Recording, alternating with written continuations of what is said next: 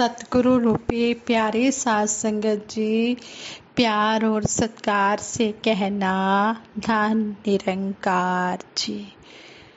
जैसी भी रजा हो तेरी राजी रहे दाता, जोड़ा है तूने जो जुड़ा रहे नाता। हे सतगुरु सच्चे पातशाह, आप जी के चरणों में यही अरदास है। मेरे मालिक, जिस रंग में भी जैसे भी आप रखना चाहते हो वैसे हमें रहना आ जाए। हम मुख से कहते ही ना रहें, हम मन से भी उस बात को एक्सेप्ट करें, स्वीकार करें। जिसमें भी आप जी रखना चाहें, जैसे भी आप जी की रजा हो उसी में हम खुश रहें। और जो जिस तरह आप जी ने अपने चरणों के संग हमारा नाता जोड़ा है, इसी तरह अंतिम श्वास तक आप जी के चरणों में ये नाता जुड़ा रहे। सतगुरु सच्चे पातशाह निरंकार दातार साथ संगत माँ का दासी शुक्राना करते हुए और आशीर्वाद लेते हुए ये विचार रखने जा रही है। इन विचारों का टॉपिक है कि सतगुरु कैसे कैसे सिखाते हैं। सतगुरु अनेकों प्रकार से सिखाते हैं। ऐसा दासी ने महसूस किया। दासी रसोई घर में थी। दासी ने देखा कि एक चींटी स्लैब पर पड़ी गुड़ की डली की तरफ बढ़ रही थी। दासी ने महसूस किया कि वह गुड़ की डली को जैसे चक कर लौट रही हो। स्योंगवश दासी के हाथ से सूखा आटा उस चींटी पर जा गिरा और वह थोड़ी सी सफ़ेद दिखने लगी और कुछ ही पलों में आँख से ओझल हो गई। दासी भी अपने काम में बिजी थी। दासी को महसूस हुआ कि मानो सतगुरु बाबा हरदेव सिंह जी महाराज समझा रहे हैं कि जब कुछ भी अच्छा पाओ वह देखो उसे मिल बैठ कर ग्रहण करो। दूसरी बात दासी को महसूस हुई कि जैसे हमने ब्रह्म ज्ञान को पा लिया है, चख लिया है, तो हमने यह आवाज़ संसार को देनी है, संसार को इसकी तरफ खींच कर लाना है। आवाज़ देने का ढंग भी सतगुरु हमें समझाते हैं कि ज्ञान कर्म में ढल जाए तो जीवन का श्रृंगार बने, कि हम इस ज्ञान के द्वारा सज जाएं। जैसे दासी को याद आ रहा है कि शायद एक बार किसी समागम, शायद मुंबई में, जिसमें सतगुरु बाबा हरदेव सिंह जी महाराज स्वयं विराजमान थे। समागम के दौरान वर्षा हो रही थी। सतगुरु बाबा हरदेव सिंह जी महाराज ने फरमाया कि जैसे बारिश में भीग जाने के बाद पता लग जाता है कि हम वर्षा में भीग गए हैं, ऐसे ही सत्संग के बाद हमसे कोई सज्जन मिले तो उन्हें यह समझ जाना चाहिए कि हम सत्संग से होकर आए हैं। ऐसा हमारे भाव होने चाहिए, इस तरह हम नज़र आने चाहिए। यानी सत्संग व ज्ञान प्राप्ति के बाद हम में दैवी गुण, दया, क्षमा, करुणा इत्यादि आ जाएं। चींटी वाली घटना के संदर्भ में ही दासी सोच रही थी कि छत्रपति शिवाजी को भी कैसे उनके गुरु समर्थ गुरु रामदास जी ने एक पत्थर को तोड़कर उसके अंदर जागृत कीड़े को दिखाकर समझाया था कि प्रभु स्वयं हमारी पालना करते हैं।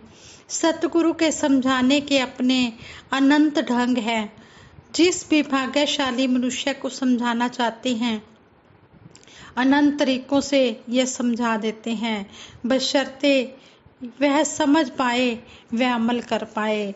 सतगुरु के समझाने के अनेकों ढंग हैं, लेकिन समझदार वही गुरसिक होता है जो सतगुरु के इशारे को समझ जाता है और जिस तरह सतगुरु समझा रहे हैं उस इशारे को समझकर उसी पर वो चल पड़ता है। कहते हैं कि मार्च अप्रैल के समय में लगभग पूरे देश के स्टूडेंट्स एनुअल एग्जाम्स में बिजी रहते हैं, वार्षिक परीक्षाओं में व्यस्त रहते हैं। इन दिनों एक शब्द जो अक्सर स्टूडेंट्स के मुंह से सुनने को मिलता है वो यह है कि यह पेपर या यह क्वेश्चन तो आउट ऑफ सिलेबस है, यानी कि पाठ्यक्रम से बाहर का है। कुछ स्टूडेंट्स तो साल शुरू होते ही अपनी पढ़ाई में लग जाते हैं और धीरे धीरे नवंबर दिसंबर तक अपना कोर्स पूरा कर लेते हैं। शेष समय वे रिवीजन में लगाकर एग्जाम्स के लिए तैयार होते हैं। साथ ही कुछ स्टूडेंट्स ऐसे भी होते हैं जो शायद देर से जागृत होते हैं और परीक्षा के दिन तक उनका कोर्स पूरा नहीं होता। स्टूडेंट्स चाहे किसी भी प्रकार के क्यों ना हो, स्टूडेंट्स चाहे किसी परीक्षार्थी चाहे किसी भी प्रकार के क्यों ना हो, सभी ने एक ही तरह के प्रश्नों का हल निकालना होता है। और जो विद्यार्थी पूरी तरह से तैयार होते हैं वो शायद आउट ऑफ सिलेबस वाली बात से परेशान भी नहीं होते और अच्छा काम करके आते हैं।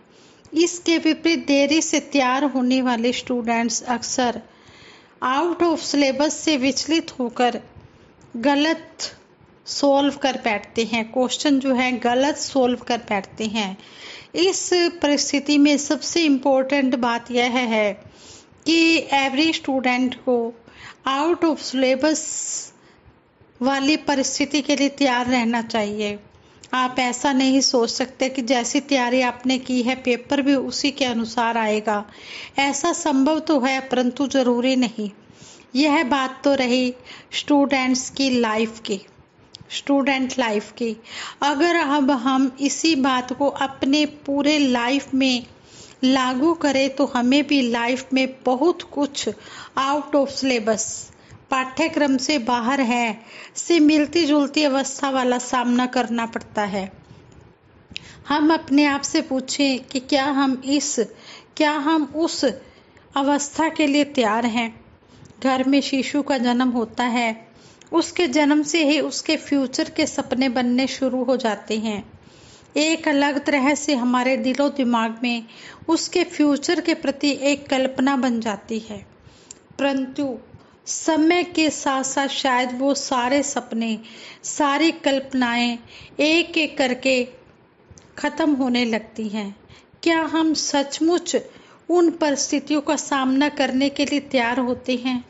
क्या हमारे आपके आसपास के अपने फ्रेंड्स की लाइफ में कुछ ऐसा आउट ऑफ सिलेबस नहीं हुआ?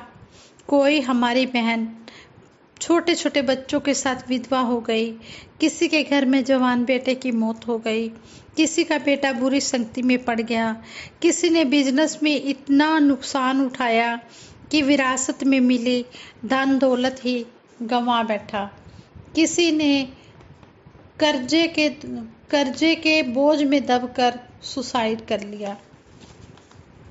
इस प्रकार के और भी अनेकों ऐसे घटनाक्रम हमारी लाइफ में आते हैं जिनका सामना करने के लिए निश्चित रूप से हमारी मानसिकता, हमारा मन तैयार नहीं होता, परंतु इन सभी को सोल्व करने में हमें हमेशा तैयार रहना चाहिए। जो व्यक्ति अपना प्रत्येक कर्म प्रभु को समर्पित होकर करता है उसके जीवन में भी अगर कोई ऐसा आउट ऑफ सिलेबस क्वेश्चन आता है तो उसके समर्पण का प्रूफ ही यह है कि वह ऐसे समय पर विचलित ना हो, डावाडोल ना हो। ऐसे व्यक्ति प्रभु की इच्छा को सत्य स्वीकार करके फिर अगला कर्म करते हैं।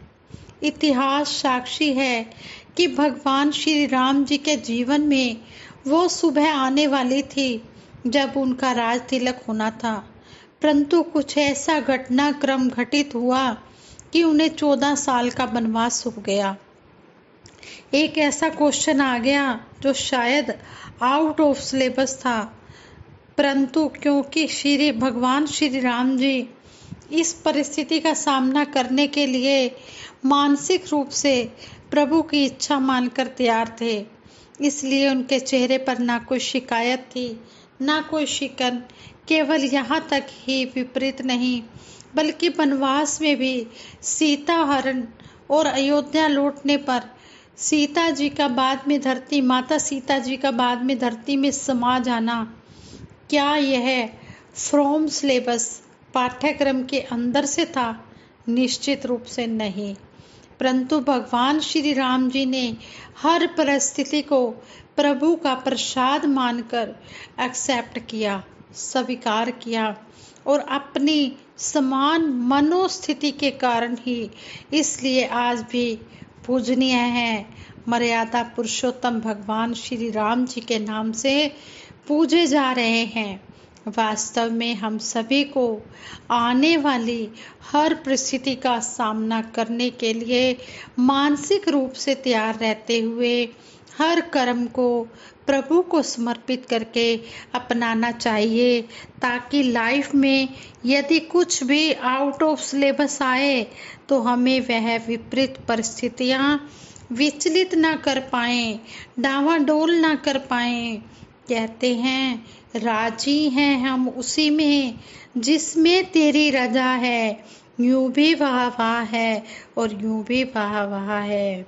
सतगुरु माता सुदीक्षा जी महाराज अक्सर हमें अपने विचारों द्वारा समझाते हैं, जैसी भी हो परिस्थिति रहे एक सी मनोस्थिति, इस ठहरे दातार प्रभु का करता जो भी ध्यान है, कहे हर देव जहाँ में ठहरा हुआ वही इंसान है। कहते हैं कि जो इस ठहरे हुए दातार प्रभु के साथ अपना लगाव लगा लेता है, फिर उसे कोई भी कैसी भी बात हो जाए वो परेशान नहीं कर सकती, कैसी भी स्थिति आ जाए वो परेशान नहीं कर सकती। इसलिए सतगुरु ने समझाया है कि हमने इस विशाल प्रभु के साथ जुड़कर अपने आप को विशाल बनाना है और हर हाल में इस दाता का शुक्रगुजार करते चले जाना है। जैसे भी ये हमें रखे, हमने हर हाल में खुश रहना है।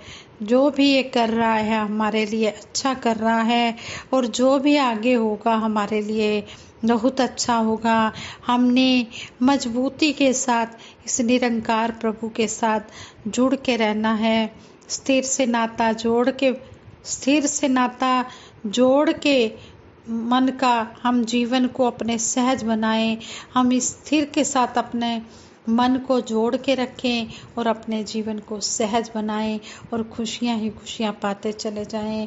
और सभी के लिए दासी सतगुरु माता जी से यही अरदास करती है सच्चे पातशाह, सभी को अपने चरणों की भक्ति देना, सभी को चरणों के साथ जोड़ के रखना। और सभी के लिए दासी सिमरन कराएगी, सभी ने मिलकर सिमरन में साथ देना है। तू ही निरंकार मैं तेरी शरण हाँ, मैनू बख्श लो। तू ही निरंकार मैं तेरी शरण हाँ, मैनू बख्श लो।